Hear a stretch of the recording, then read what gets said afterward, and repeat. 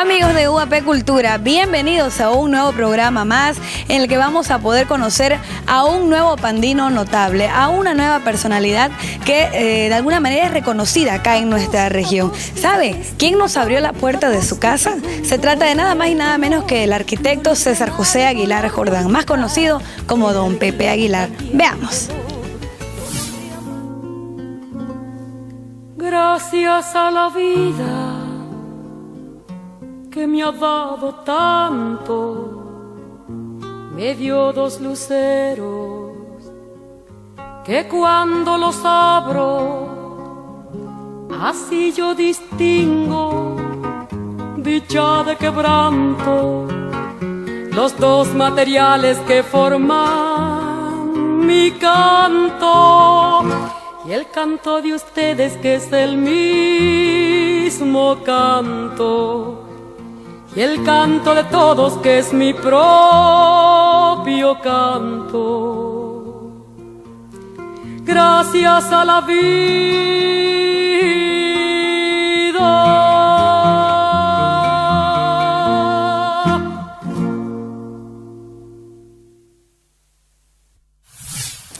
Lo que se nos viene a continuación es sumamente interesante y usted no se lo puede perder. Estamos aquí gracias a nuestra Universidad Amazónica de Pando y gracias a ella que vamos a llegar hasta usted a través de televisión universitaria, a través de radio universitaria, a través de las diferentes páginas sociales como YouTube y el Facebook, donde nos puede encontrar como UAP Cultura. Esa será la forma en la que vamos a tener contacto con usted, recibir sus sugerencias, pero por sobre todo, llegar a rincones del mundo entero donde lo conozcan a Don Pepe Aguilar o donde quieran de repente recién conocer algunos aspectos de su vida, como sus papás, sus colegios, por qué estudió arquitectura y cómo es que fue conformando de a poco su familia. Eso lo vemos en la siguiente parte de este programa, UAP Cultura.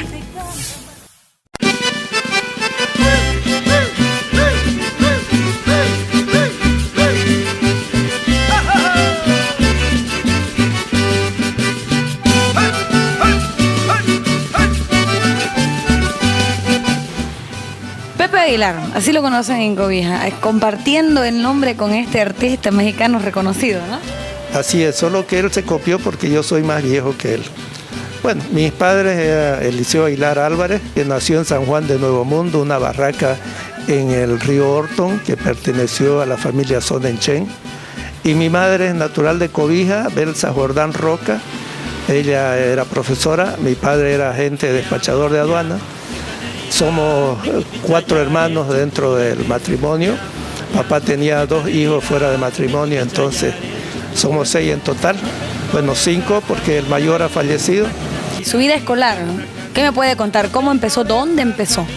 Bueno, yo estudié para empezar en kinder, que se llamaba Doña Carmela Cerruto de Paz Estensoro.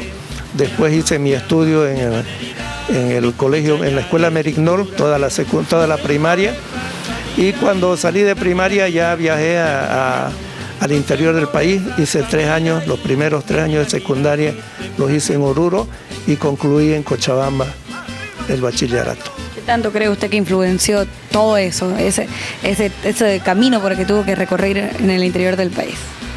Bueno, en primer lugar, uno conoce otras personas, conoce otros lugares y eso va ampliando la mente de las personas, ¿no? Conoce otras costumbres, conoce otras historias. ¿Y en qué parte de esta historia, de estos viajes que le tocó hacer, estas vivencias, se le fue inculcando a usted de repente esa afinidad por la arquitectura? Bueno, yo creo que eso fue a medida que yo iba estudiando, iba viendo, descubriendo, sobre todo cuando fui al interior del país ya descubrí aquellas casas coloniales, aquellos monumentos y bueno, había muchas cosas interesantes, ¿no?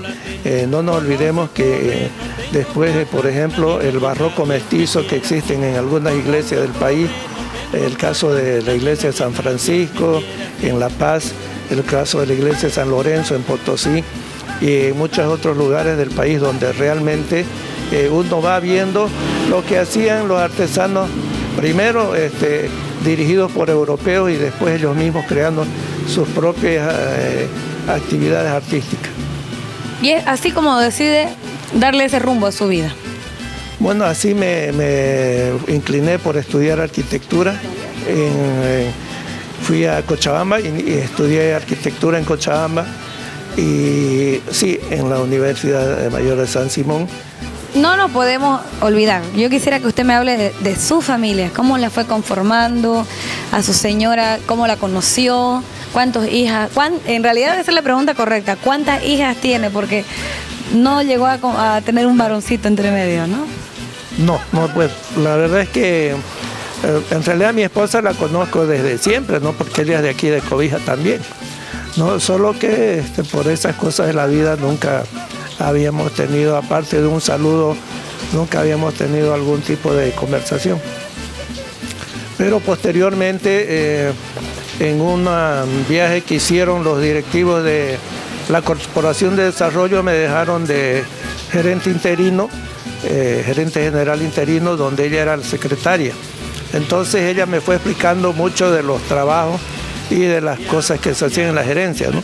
Por la experiencia que ella tenía, bueno, era muy capaz. Entonces me fue explicando y de ahí realmente ya comenzamos a tener una amistad más profunda y bueno, las cosas se van dando, ¿no? Como usted sabe, comienza con amistad y luego se pasa al amor y de ahí ya uno termina casándose. Y ya a fines del 89 nosotros nos casamos. ¿Cuántos años de matrimonio ella? 26 años. Bueno, ahí está para los que no lo conocían mucho, don Pepe Aguilar, esta parte de su vida tan importante. Para los que lo conocen, saben muy bien cuánto le gusta leer, que su pasión real es la lectura. Y es por eso que tiene una biblioteca personal sumamente interesante y estamos súper agradecidos porque nos abrió las puertas de este espacio que de repente no lo conocen muchas personas y esta vez nos tocó a nosotros conocerla. ¿Quiere conocerlo? Véalo. Pero antes, también tenemos que admitir que esta pasión por la lectura lo llevó a una enfermedad junto con la diabetes y es la ceguera, este mal por el que está atravesando actualmente, gracias a Dios en compañía de su familia. Entendamos un poco más de qué estamos hablando. Y es que lamentablemente, don Pepe, actualmente usted tiene problemas visuales. Sí, tengo consecuencias de la diabetes, tengo problemas visuales serios. Es un problema de nervio óptico que de acuerdo al especialista es degenerativo, entonces me dijo que solo esto se va a poder arreglar el día que se pueda hacer un trasplante de este nervio. Sí, en agosto del 2013 ya prácticamente paré toda mi actividad de lectura. ¿Se acuerda cuál era su último libro? Estaba leyendo para la investigación que hicimos con Carol un libro sobre las migraciones en el occidente boliviano, escrito por un francés que ya falleció y se llama Thierry Sagnier. Bueno, ya que don Pepe nos permitió ingresar hasta su hogar, nosotros nos permitimos invadir un poco en uno de los ambientes más queridos de esta personalidad pandina, su pequeña gran biblioteca. Aquí usted va a encontrar algunos de los muchísimos libros que se ha devorado don Pepe, porque quiero contarle que para algunas personas en Cobija, el señor Pepe Aguilar es una de las personas con más hábitos de lectura que nadie, y así es como algunos lo definen, y es que de verdad era su pasión, don Pepe. Sí, efectivamente, como les digo, desde escuela que nos hicieron el hábito de la lectura, prácticamente nos obligaban a leer hasta que después ya por voluntad propia uno iba escogiendo los libros. Y en la casa también mi papá era autodidacta, él mismo se formó, entonces de ahí que viene el hábito por la lectura. Y así es como tiene una biblioteca bastante completa. ¿De qué temas encontramos en todos los libros? Que muchos de ellos están encajonados, algunos están en los estantes y me imagino que algunos incluso están fuera de aquí, ¿no?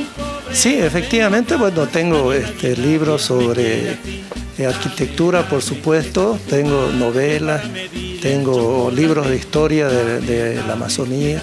Nosotros ingresábamos y de todas las opciones que tenía, don Pepe agarró uno de los libros, ¿no es cierto? Lo tenemos por acá. ¿Y por qué lo quiere destacar este libro, don Pepe? Bueno, este libro narra la historia de Cobija, ¿no? básicamente los estilos arquitectónicos. Es un libro sobre arquitectura y urbanismo realizado por el arquitecto Limpias Ortiz, y lo quiero destacar porque en primera instancia tiene uno de los primeros planos de Cobija, que es de 1907, si no estoy equivocado.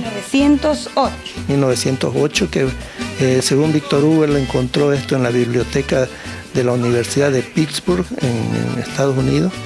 Y a lo interior del libro están varias fotos sobre todo Cobija, ¿no? Los diferentes estilos arquitectónicos y las diferentes modalidades de vivienda que había. Entonces, un libro que guardo con mucho cariño, que me lo regaló en su momento, así que ya no se encuentra este libro en ninguna parte, así que está bien guardadito con mucho cariño. Y el contenido es bastante amplio. A su parecer, ¿qué estilo es el que más se destaca en este libro? Bueno, él comenta los estilos arquitectónicos, los 4 estilos arquitectónicos de Cobija. Comenta un poco sobre el urbanismo que tenía la ciudad de Cobija en aquel entonces. Y bueno, y lo que ha ido perdiendo, ¿no? Porque si ustedes se fijan, Cobija, a pesar de ser una ciudad amazónica, en sus plazas ustedes no encuentran árboles, encuentran todo lo que es cemento. Básicamente parece una plaza del Alto, donde allá sí buscan el sol por el frío que hacen. Aquí nosotros, en vez de buscar vegetación para guarecernos del sol y buscar sombra, los han talado todos los árboles. Y esa es la mala costumbre que hay en nuestra ciudad, ¿no? Lo lamentable. ¿Cuáles son esos 4 estilos, don Pepe? Bueno, en realidad lo interesante que tiene Cobija es que es una arquitectura sui generis, es decir, que es única en su género, porque en el resto del país no hay este tipo de arquitectura. Es una arquitectura de madera, de 2 aguas, con diferentes tipos. Por ejemplo, lo que era el Palacio de la Gobernación era un estilo victoriano, de la época de la Reina Victoria, que fue construido allá por 1918 y lamentablemente fue demolido cuando hicieron la actual gobernación. Después tienen estilos con balcones y así tenemos otros 2 estilos. El estilo ecléctico creo que tiene donde está lo que es la Casa de la Cultura, y muestra el estilo modernista que tenía el edificio del Banco Central de Bolivia, donde ahora es el rectorado, que también lamentablemente esa era una de las primeras obras de arquitectura modernista en Bolivia, construida y diseñada por Ivica Kersul, y lamentablemente la han modificado, le han quitado toda la personalidad que tenía ese edificio, ¿no? Ahora no sabemos qué estilo es. Don Pepe, cuando nosotros vamos a Potosí, vamos a Oruro, ni hablar de Sucre, esos lugares mantienen sus estilos, van creciendo, se van modernizando, pero tal vez a lo ancho, a las afueras, donde no hay tanta historia, pero donde sí la hubo, la cuidan. Efectivamente, ¿no? Miren lo que pasa en Sucre, en el casco viejo no se puede poner techo calamina, por ejemplo, ni se puede pintar algún edificio que no sea el blanco, porque son normas municipales. Lamentablemente aquí en Cobija, cuando ellos vinieron la primera vez que vino Víctor Hugo con otros 2 miembros del Colegio de Arquitectos, le propusieron al alcalde de la época hacer una reglamentación para mantener el casco viejo de Cobija, porque como le digo, era único en su género, ¿no? Lamentablemente no se pudo realizar eso, y ahora lo que tenemos, bueno, ya no queda casi nada de esa arquitectura que teníamos en Cobija, ¿no? Y esa es una pena, porque ya se fue, ya no hay cuando vuelva más. Lamentablemente, como lo dice don Pepe, pero quedan los libros, quedan las páginas para poder recordar y contárselo a las futuras generaciones. Así es, y quedan algunas fotos todavía. Amigos, tenemos que recordarles que estamos aquí gracias a la Universidad Amazónica de Pando, y gracias a ellos también llegamos a diferentes partes del mundo a través de las páginas sociales como son YouTube y Facebook. Búsquenos como UAP Cultura y ahí va a encontrar todos los primeros capítulos que hemos elaborado, y también, en el que estamos hablando de don Pepe Aguilar y todos los conocimientos que él tiene gracias a la lectura amplia también que ha ido adquiriendo con el pasar de los años. Es por eso que ha tenido la capacidad de poder hablarnos de 2 aspectos importantes de la historia de Pando: la migración en Pando y la masonería en Pando. ¿Quiere saber de qué se trata? Se lo presentamos a continuación. una de las investigaciones, una de las cosas que usted ha podido profundizar es el tema de la masonería a nivel mundial, don Pepe. Bueno, en realidad he tenido la gran satisfacción de que mi abuelo materno fue un gran masón y lo propio mi hermano menor, que es masón también. Y por recomendaciones de algunos amigos que me dijeron que me hiciera masón, pero yo no pude hacerlo. Sin embargo, estuve leyendo algunas cosas sobre la masonería, ¿no? Sé que todo nació en Francia y que vienen de una agrupación de albañiles que tienen como símbolo la escuadra y el compás. Entonces, básicamente eso es la masonería, y que tienen un culto hacia Jesucristo muy grande, que es el creador del universo, el arquitecto del universo, como ellos lo llaman. Y bueno, Cobija tiene la suerte de tener una logia que data de principios del siglo pasado, creo que de finales del siglo XIX, principios del XX. ¿Cuál es, dentro de lo que usted pudo captar en su lectura, el objetivo de la masonería y el método que utilizaron para poder llegar a casi cada rincón del planeta, ¿no? Bueno, en realidad los masones es una sociedad donde hay mucha cooperación entre ellos. Ellos se cooperan en todo lo que pueden. Es una institución muy loable, yo considero muy loable a los masones, que realizan un muy buen trabajo, y son sobre todo que es un trabajo que lo hacen en forma callada. Nunca dicen nosotros hacemos esto, hacemos aquello. Ellos lo hacen y no le comentan a nadie de lo que han hecho por el bien de otras personas. Don Pepe, usted el conocimiento que tiene sobre las familias árabes en Pando, ¿es porque lo ha vivido o lo ha estado investigando también? En el territorio de Colonia vinieron muchos árabes, es decir, vinieron sirios, libaneses, después todas las nacionalidades prácticamente estuvieron aquí en Cobija, ¿no?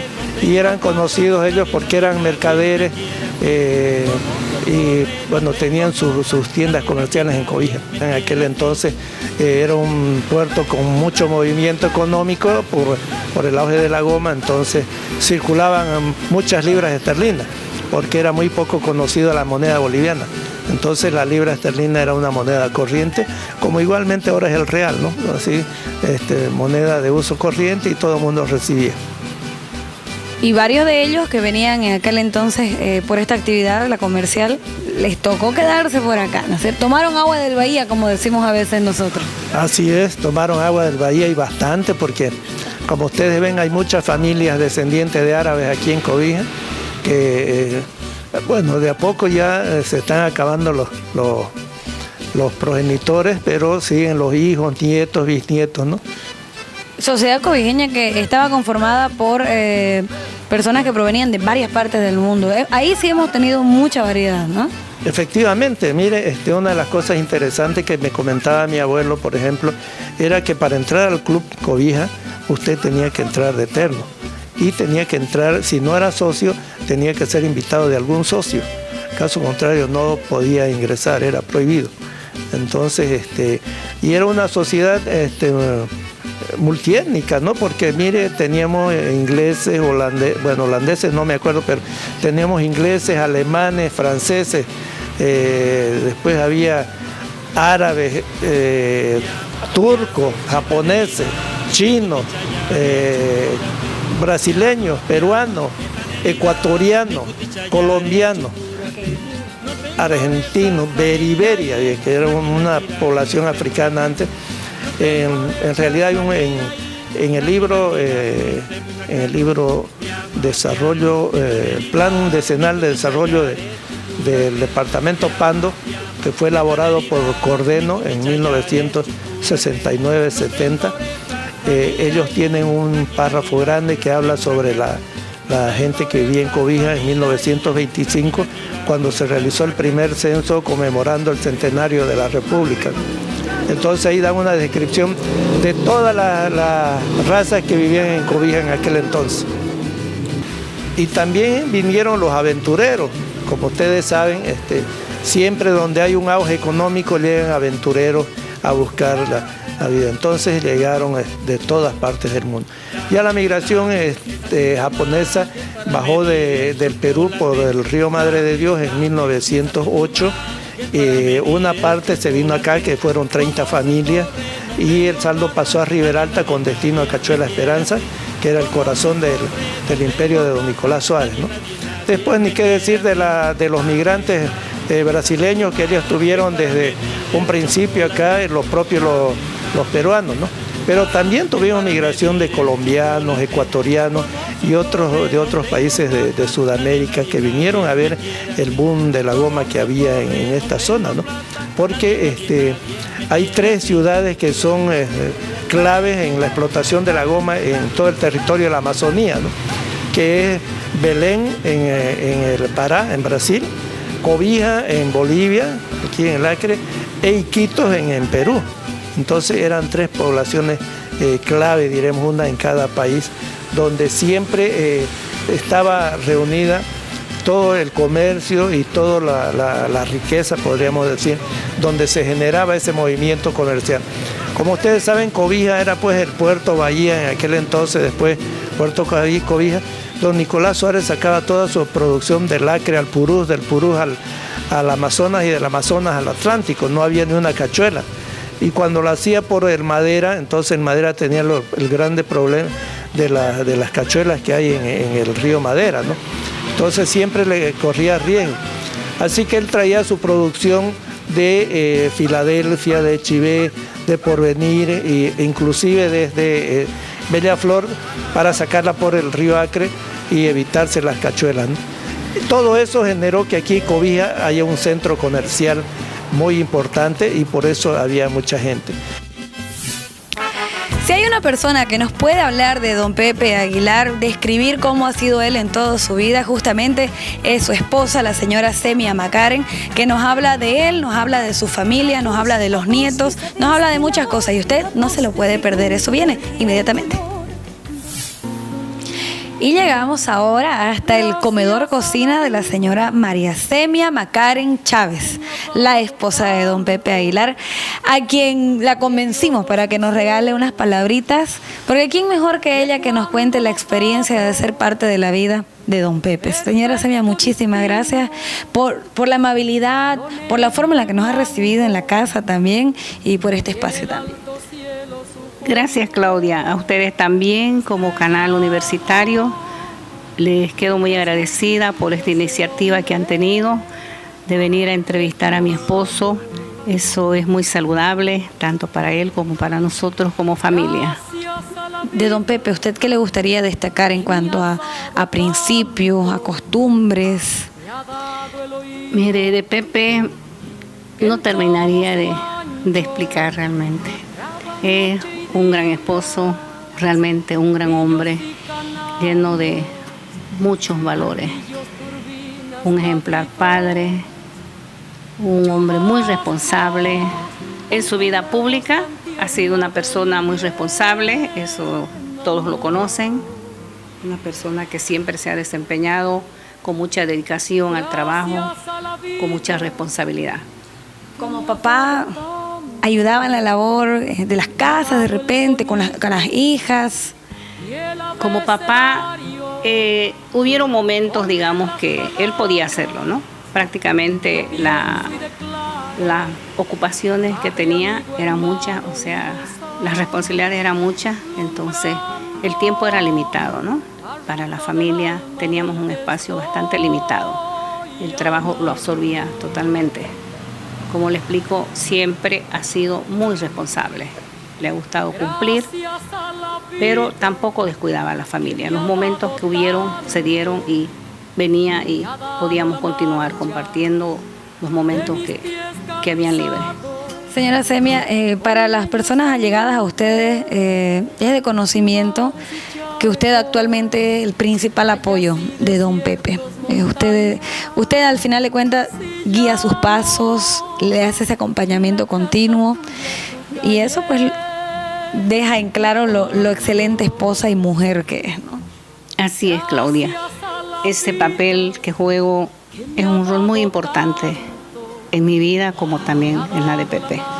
Prácticamente Pepe pasó a depender de mí. Y yo hago todo lo posible, pongo todo mi esfuerzo para poder ayudarlo, apoyarlo y sigamos adelante, aceptando las situaciones que se dan, como todos conocemos, pero sin desmayar. Vamos con la fe, con la confianza en el Señor. Solo le pido salud, fortaleza para seguir adelante.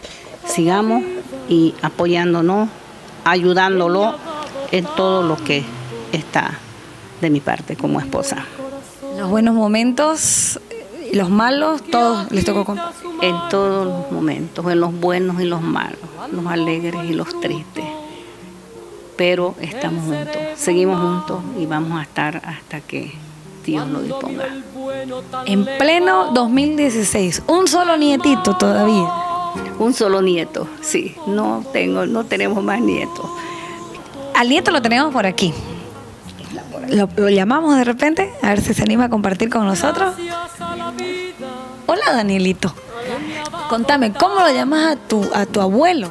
¿Cómo le decís de cariño? Mi abuelito. ¿Tu abuelo? ¿Le tenés mucho cariño a tu abuelo? Sí, lo quiero. ¿Estás mucho tiempo con él? Sí, te acompaño.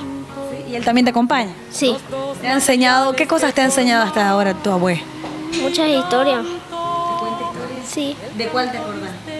no me acuerdo, casi de chiquitito. ¿Y ahora ya no te cuenta mucho? ¿Ya? Ya no. ¿Querés que te cuente más historias?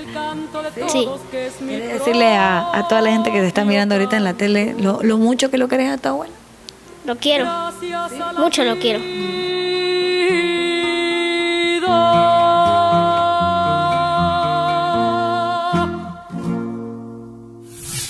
Qué lindo que es hablar de nuestra gente, qué lindo es poder destacar a aquellos que lo merecen, como el caso de don Pepe Aguilar. Agradecidos con su familia y agradecidos con todos ustedes por habernos brindado todo su tiempo. Nos encuentra, como ya lo sabe, a través de YouTube y Facebook buscándonos como UAP Cultura. Gracias a Radio Universitaria, Televisión Universitaria, pero por sobre todo a la Universidad Amazónica de Pando, porque es gracias a ellos que estamos aquí y estaremos en el siguiente programa. Muchísimas gracias, hasta una siguiente oportunidad. Permiso. Podía caber toda la alegría que yo conseguí. Un gran hazaye no podría a la vez con todas las penas que dejaron en mí. Ay, lunita, entre nubes pareces curucusí. A vos que te quieren y te cantan, mandame una esperanza, un rayito de color. Allí desde el río Piraí, que pasó corriente mis lágrimas vertí.